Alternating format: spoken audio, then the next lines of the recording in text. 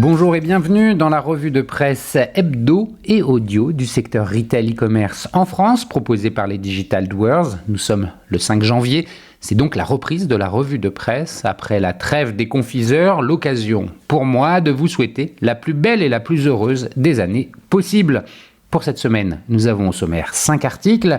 Quelles sont les 4 grandes tendances tech qui impacteront le retail en 2024, à lire sur e-commerce mag?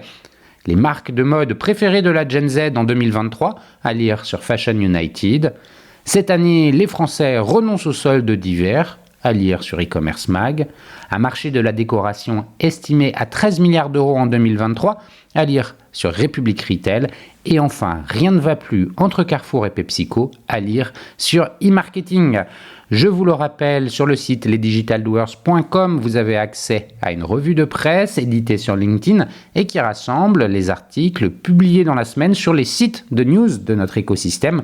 Vous pouvez vous y abonner pour recevoir chaque vendredi un digest de l'actualité dans votre boîte email. De cette revue de presse, je vous lis sans interprétation une sélection de quelques articles qui m'ont semblé pertinents à partager. Je vous souhaite donc une bonne écoute, évidemment toujours sans coupure. Le retail en 2024, à lire sur e-commercemag.fr en date du 4 janvier.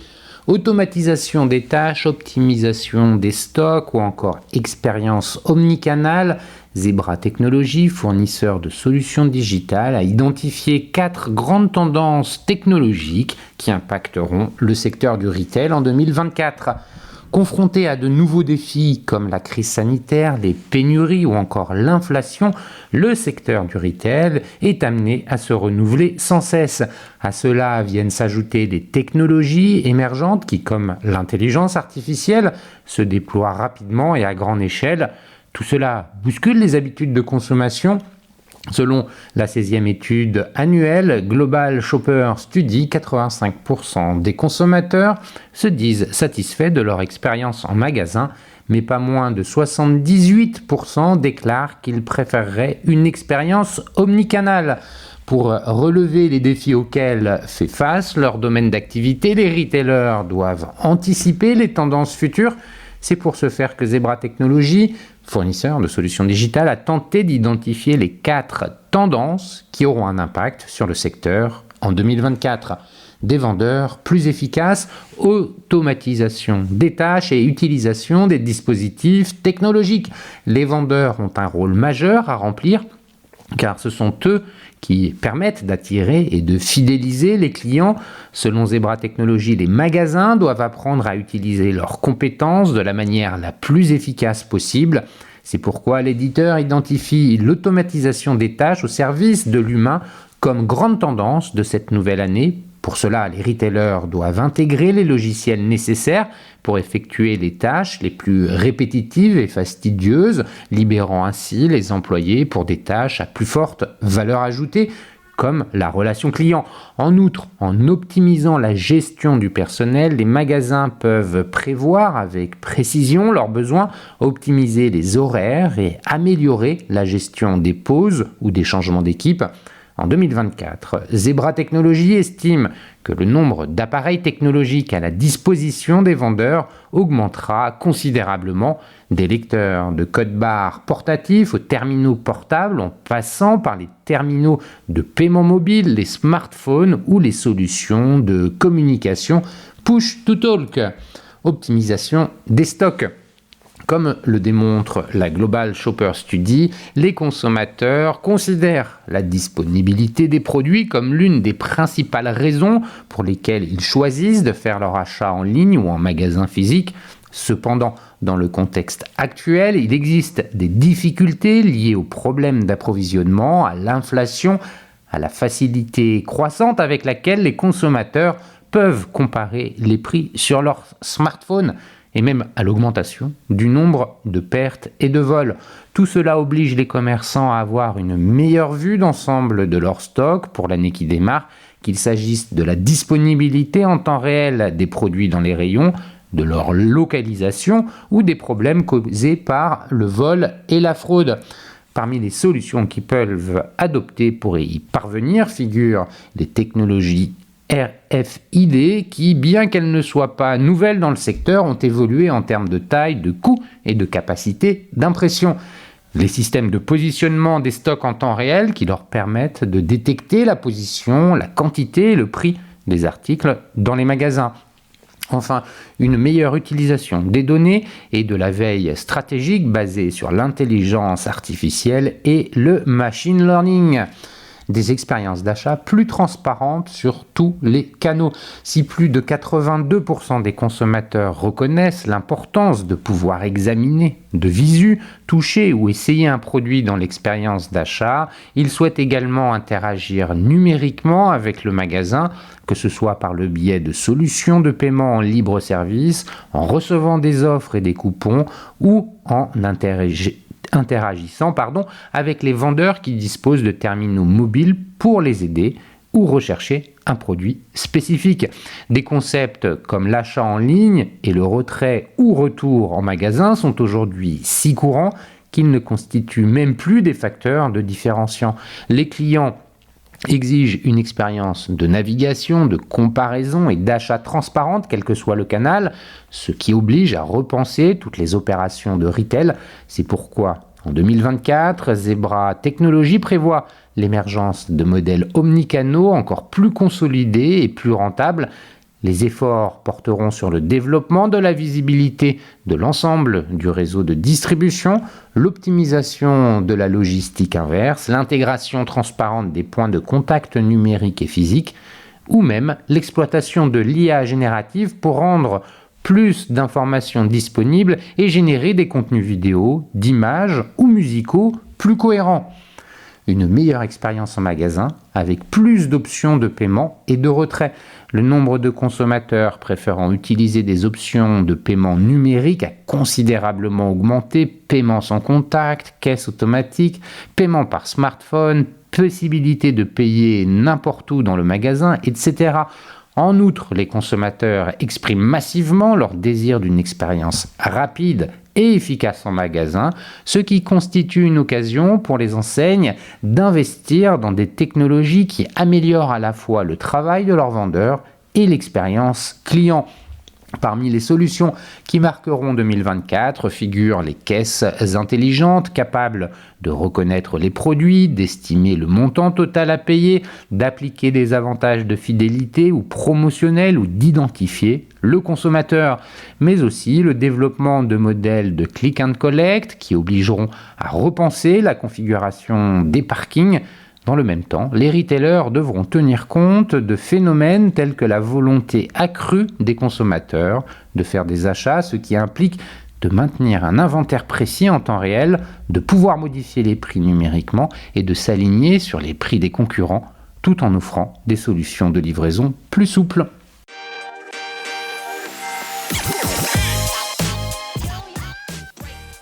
De la Gen Z en 2023 à lire sur fashionunited.fr en date du 2 janvier. La génération Z, souvent appelée Gen Z, possède une vision de la mode qui s'oppose à celle des générations précédentes. Née entre 1997 et le début des années 2010, les membres de la Gen Z représentent environ 30% de la population mondiale actuelle. Leur approche de la mode a profondément été influencée par leur rapport au numérique, les médias sociaux et les nouvelles technologies ayant joué une part importante dans leur éducation et leur vie quotidienne. Leur goût vestimentaire se caractérise par un mélange de confort et d'expression de soi. Ils sont également de plus en plus nombreux à opter pour des vêtements qui reflètent leurs valeurs personnelles. Aux États-Unis, le pouvoir d'achat de la Gen Z est estimé à environ 360 milliards de dollars, soit 360 millions de dollars, soit plus de 329 millions d'euros. Ces dépenses sont principalement axées sur le marché de la mode, la Gen Z préférant investir dans les vêtements et accessoires plutôt que dans d'autres formes de divertissement. Dans cet article, Fashion United revient sur les marques qui ont attiré l'attention de cette génération qui se définit à travers son rapport à la mode. Nike est la marque la plus consommée par la Gen Z. Malgré la multiplication de marques dans le secteur de la mode, du prêt-à-porter décontracté en passant par le luxe haut de gamme, Il est évident que les tendances continuent d'impacter les achats des jeunes consommateurs appartenant à la Gen Z. Le cabinet d'études Piper Sandler révèle dans son enquête semestrielle Talking Stock with Teens que Nike reste une marque très appréciée parmi les jeunes populations aux États-Unis, tant pour les vêtements que pour les chaussures. Nike est élue marque préférée de la Gen Z pour les vêtements à 35%, obtenant de ce fait la première place.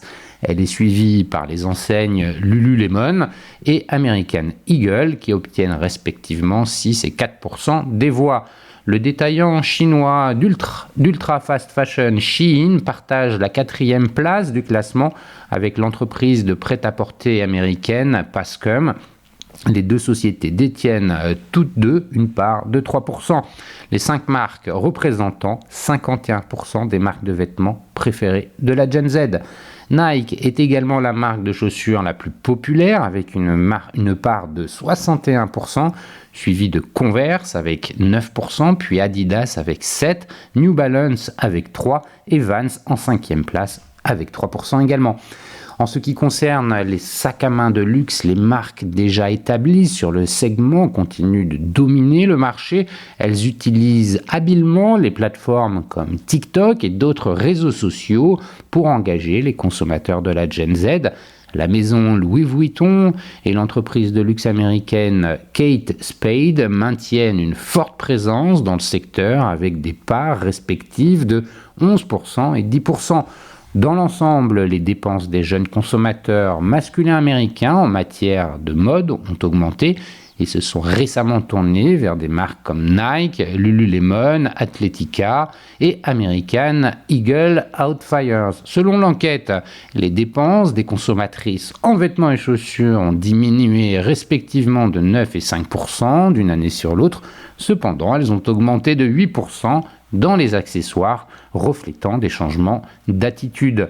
Notre enquête indique des signes initiaux d'un ralentissement des dépenses chez les adolescents, déclare Edward Iruma, analyste chez Piper Sandler, dans un communiqué. L'inflation a atteint son plus haut niveau en termes de préoccupations politiques et sociales, juste derrière l'environnement.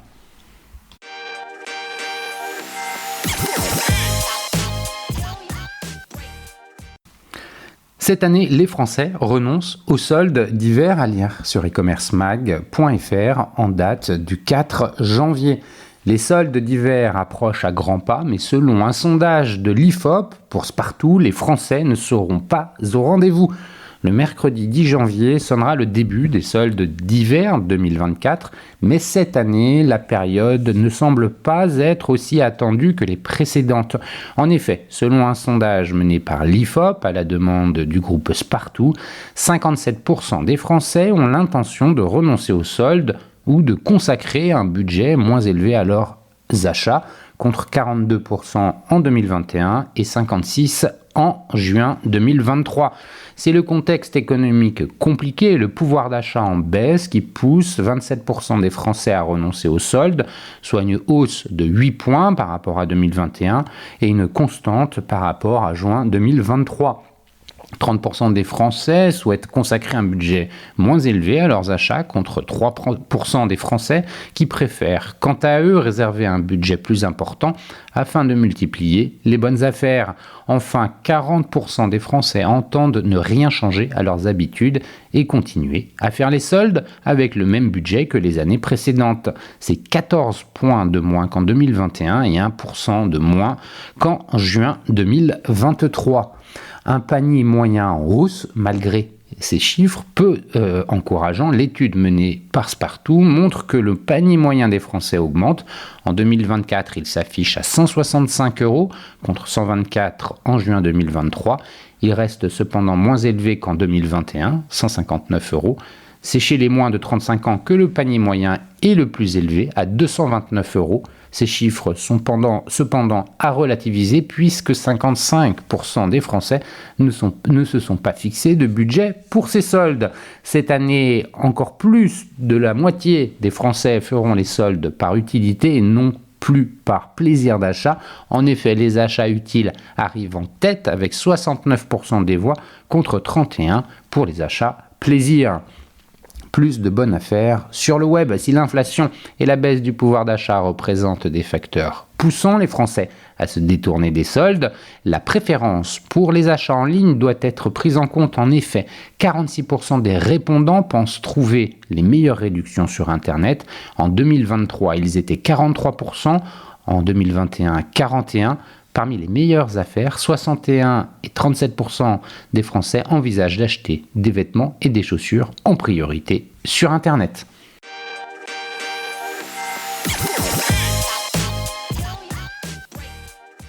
Un marché de la décoration estimé à 13 milliards d'euros en 2023, à lire sur republicretail.fr en date du 4 janvier. En France, le marché de la décoration, pris en étau entre la forte hausse des coûts d'approvisionnement et l'impossibilité de la répercuter totalement sur les consommateurs, a cédé 1,5% en valeur et 6,5% en volume en 2023 pour s'établir à près de 13 milliards d'euros selon les experts de Xerfi. Entre l'inflation et la crise de l'immobilier, le marché de la décoration subit de fortes turbulences. Habitat vient de mettre la clé sous la porte, tandis qu'Alinea et Zodio ont annoncé leur future union, sans oublier certaines restructurations. En France, le marché a ainsi cédé 1,5% en valeur et 6,5% en volume en 2023 pour s'établir à près de 13 milliards d'euros, soit plus de 20% des ventes d'équipements de la maison selon les calculs des experts de Xerfi. La marge commerciale des distributeurs spécialisés a elle aussi reflué, et ce malgré la forte augmentation du prix des articles de décoration observée sur l'année. Les experts estiment qu'il faudra patienter jusqu'en 2025 pour que le marché retrouve des couleurs à la faveur de l'amélioration du pouvoir d'achat, de la reprise des ventes de logements anciens et des achats en équipement du foyer. Le marché progressera alors de 4% en valeur à 13,7 milliards et 2% en volume par rapport à 2024, d'après leurs prévisions. Une situation tendue avec de multiples acteurs. L'environnement concurrentiel reste tendu pour les enseignes d'ameublement et décoration, moins d'un tiers du marché. D'un côté, les pressions des GSA, mais surtout les offensives des enseignes de bazar et de déstockage, Teddy, Centracor, et celle des leaders de la mode à petit prix, Kiabi ou Shein, qui se diversifient via leur marketplace, mais aussi des plateformes de seconde main généralistes comme Le Bon Coin ou spécialisées comme Celancy. Outre le lancement de nouvelles enseignes, certaines marques endormies se relancent, à l'instar de Geneviève Le Tu. Une multitude de circuits de distribution et d'acteurs se partagent donc le marché de la décoration, et si la montée en puissance des discounters et des acteurs du web est une réalité prégnante, le niveau de concentration est plus élevé que la multiplicité des intervenants pourrait le laisser penser. Un peu plus d'une vingtaine d'acteurs, tous circuits confondus, représente ainsi près de 70% des ventes totales d'articles de décoration, selon le classement établi par Xerfi. Ikea a fait la course en tête avec plus de 10%, suivi entre autres de Leclerc, Maison du Monde, Action, Jiffy et Leroy Merlin. Digitalisation et occasion pour asseoir ou développer ses positions. Pour redresser leur performance et reprendre l'initiative face à la concurrence, les distributeurs cherchent la parade. La période n'est pas l'extension des réseaux d'enseignes d'équipements de la maison. Les parcs de magasins tendent même à diminuer, à l'exception des enseignes de bazar et de discount, toujours très dynamiques. L'e-commerce reste une priorité stratégique. Les retardataires créent seulement maintenant leur site marchand et les enseignes qui fédèrent les plus fortes audiences envisagent le développement d'une marketplace. Difficile à rentabiliser en raison de coûts marketing et logistique élevés, l'activité e-commerce permet toutefois aux cybermarchands de faire valoir leur audience et leurs données clients. Si le déploiement d'une place de marché est source de monétisation de l'audience, le retail média en est une autre. C'est ainsi que Conforama et But ont récemment lancé leur régie publicitaire, la première sur le marché de l'ameublement décoration. Alors que les ménages y recourent de plus en plus, le positionnement sur le marché de l'occasion devient indispensable. Les enseignes peinent néanmoins à trouver la bonne approche et le bon modèle. La Redoute a ainsi récemment fait évoluer le modèle de sa plateforme La Reboucle en faveur d'une intermédiation B2C et non plus C2C. Le B2B, nouveau levier de croissance. La conquête de nouveaux segments de clientèle, notamment sur le marché des professionnels, est une orientation suivie par la plupart des enseignes face à un marché des particuliers très disputé. Le marché de l'immobilier de bureau offre en effet de nouvelles perspectives, alors que le développement du télétravail et du flex-office renforce les besoins de rationalisation et de réagencement des surfaces. C'est une des voies empruntées par but. Les enseignes ne négligent pas non plus leur démarche RSE sur de nombreux aspects, production locale, éco-responsable, magasins verts, réduction des déchets, et en font un axe de communication privilégié pour se différencier de la concurrence.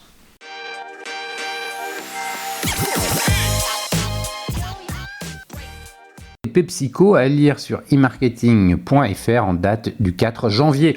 Le distributeur annonce qu'il va cesser de vendre les produits du groupe américain PepsiCo. Le différend entre Carrefour et PepsiCo ne date pas d'hier. Déjà en novembre 2023, PepsiCo s'estimait dénigrer et attaquer Carrefour en justice. Le motif ? Le distributeur avait collé devant les produits Lay's et Lipton Ice Tea des affichettes indiquant que PepsiCo avait réduit le poids et augmenté les prix des produits épinglés. Une démarche de screenflation qui s'est largement répandue ces derniers mois dans un marché de la consommation des ménages fortement impacté par l'inflation. Le 3 janvier 2024, marquant un début d'année sous forte pression, c'est au tour de Carrefour d'annoncer qu'il allait cesser de vendre les produits du groupe américain PepsiCo au motif de hausses de prix trop importantes. Selon une dépêche de l'agence Reuters, à partir de jeudi 4 janvier, les rayons des produits PepsiCo des magasins Carrefour en France seront accompagnés d'une note indiquant « Nous ne vendons plus cette marque pour cause de hausse de prix inacceptable », a déclaré à l'agence un porte-parole du distributeur français. Le gouvernement annonce également vouloir s'attaquer à la screenflation, autrement baptisée réduflation, et rendre plus explicites les hausses de prix. Le ministère de l'économie proposerait un texte en mars afin de répondre à la demande des consommateurs d'être mieux informés en cas de screenflation sur certains produits, a indiqué mardi 2 janvier à l'AFP le cabinet du ministre délégué au commerce, Olivia Grégoire.